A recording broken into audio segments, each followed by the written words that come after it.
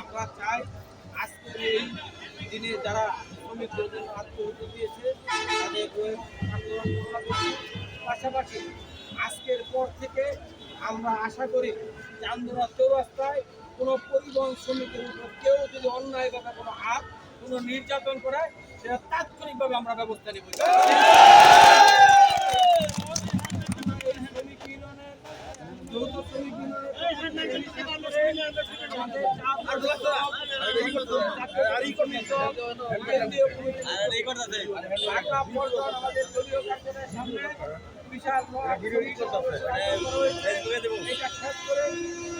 আমরা সেই ঢাকায় সেই প্রোগ্রামে আমরা অংশগ্রহণ করব।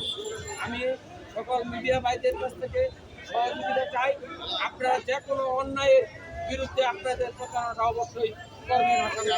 এই বলে আমি আমার কথা শেষ করছি। সবাইকে ধন্যবাদ।